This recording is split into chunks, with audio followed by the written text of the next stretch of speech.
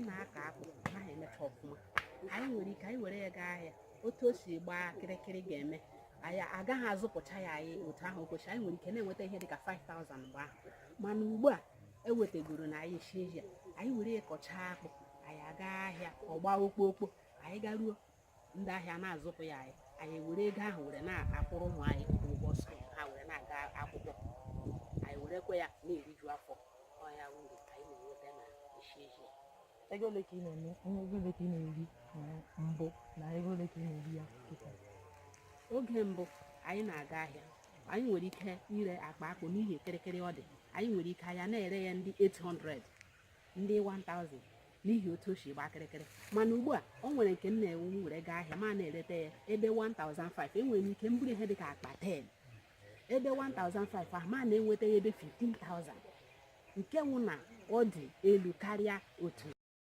na mgbe mbụ mgbe anyị na-enweghị esi gba anyị aha gị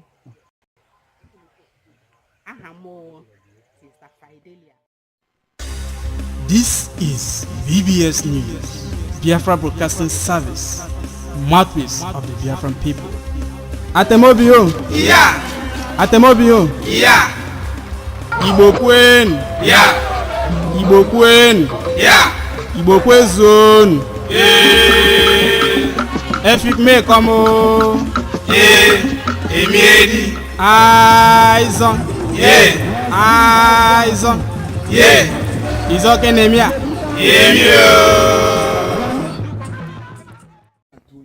Onye ka ji wee debe ọwala maka plantain na emechaa kịta a na-akọ ekwusi ka anyị wee delight maka emechaa ọ ga-anwụ enyekwe ahịhịa niile a na-arụcha na ya a na-ekponye ya n'ugwu ya onwe ndị obodo na-akpọ mọchị ọhịa ọ na-arụ na-emechakwa ole bụrụ nri dịkwara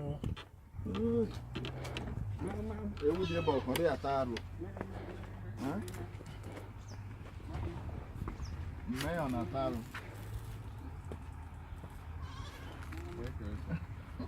ọ bụrụ na mmiri na-ezo ha ga-aba n'ime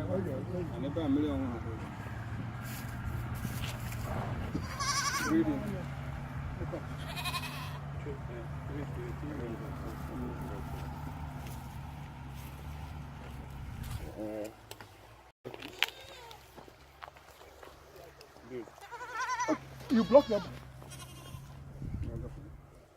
Anya ebe a onwe ka anyị si azụ ewu ebe a anyị anara amanye ewu n'ọgbụlị maka na ụmụ anụmanụ anara adị ha mma. Ihe anyị na-eme bụ anyị na-eme ihe a na-akpọ ranching. Anya ịfụ na anyị ji achara ihe anyị na-enweta n'akụkụ ubi anyị ọ bụrụ nke anyị eje elu ndị ọcha ego bute mba ọ ihe anyị wetara na anyị ka anyị ji ọgbanye ogige hapụ ha ha na-akpagharị mmiri mesakwa na kịta ihe ka a na-akpọ ikpo anyị ebubatacha gị mmiri tụrụ a na-akpa nkịta abịa dorecha ya maa ya akpụ welu poteto dọcha anya ọ na-epu afụ ihe a na-eri mmiri zobe maọbụ anwụ karịa ịfụ ụlọ ebe a rụrụ ha ha agbakpu ebe ahụ enwekwa ihe a rụpụtara ha ma iruo ede ị ga-afụ ya ebe a na-enyekwa ha nri na mmiri o nwere ihe ga-akọ ha ọnya ka iji ha ji eto ọfụma. Ewu anyị na-azụrụ ewu Igbo ọ chọrọ ka anyị mụba anya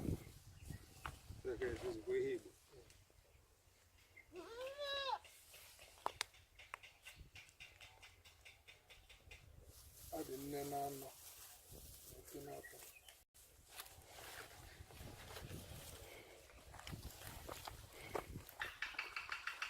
ọ na-ejiri eri mmiri na anyị na-arụ iwu ahụ.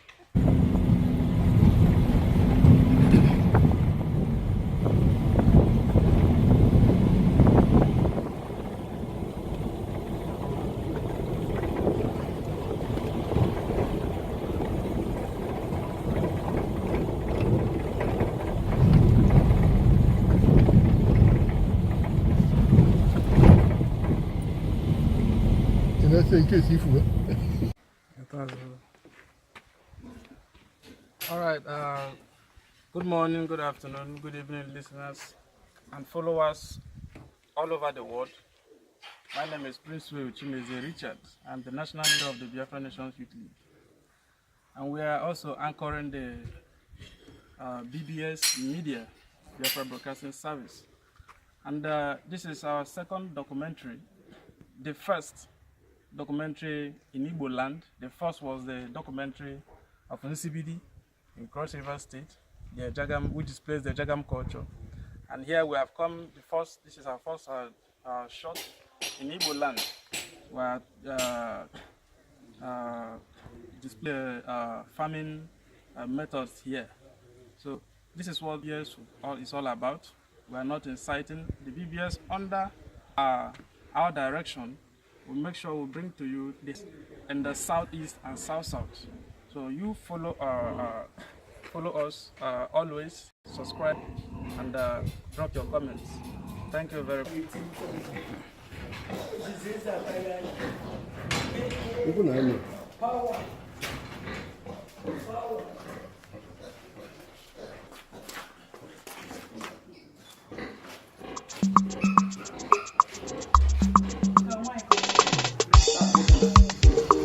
Acheje nyakoda Wambi abale mada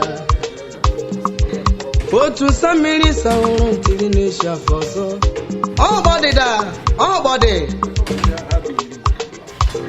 Dem da Mbe ndaga umi andem manu chigalami Awu chabaya me sofa gale andem manu chagameze Chukwana memi mao Mesoronde barezeri mao Chukwana gojeme Mesoronde karaka koromao Chukweme na posheme no wae Chukweme na posheme no wae Onwe buchude jisaja emechoge pupome Obojirime Mbe ndaga omi ande manu chigalami Mbe sofa gale ande manu jagameze Chukwana memi mao Mesoronde barezeri mao Chukwana gojeme Mesoronde karaka koromao Chukweme na posheme no wae Chukweme na posheme no wae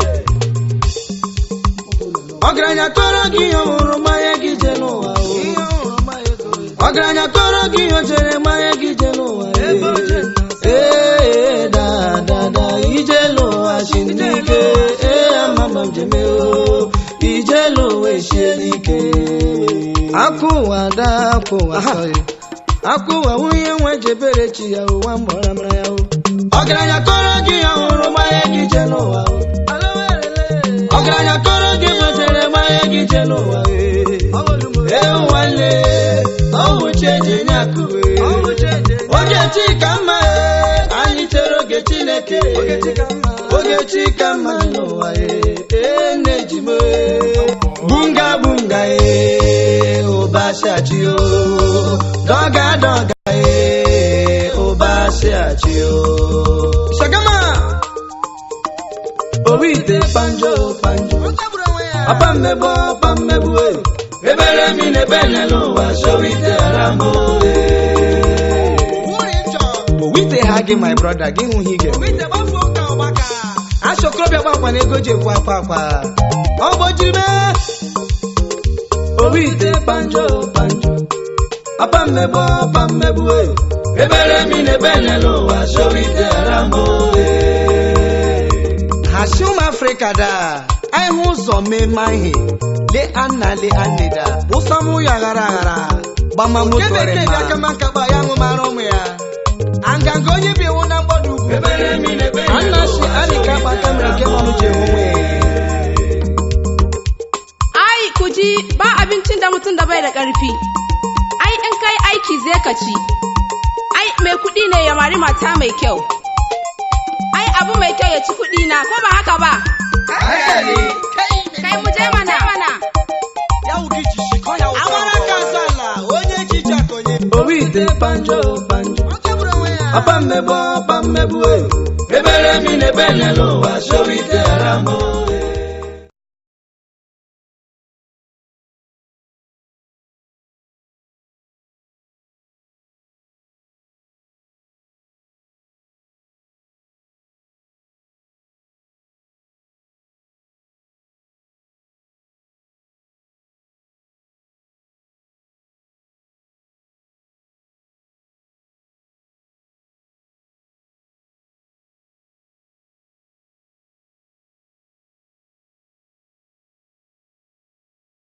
nke ịbụọ nsị ezi nsị ọkụkọ nsị ewu ha ya ejirikwa were ndị vileji werekwa ya na-ede na ọbụbọ ha nsetoji ije ma aka dee ihe a na-akpọ fertilizer ndị obodo ndị ọcha artificial fertilizer so na ha ga na-enweta na ọbụbọ gbasa nke aha ụmụaka ha ya bịa akụziere ha ka esi akọ ugbo ntị anyị si mụta na-anaghị ịnapụghị ego.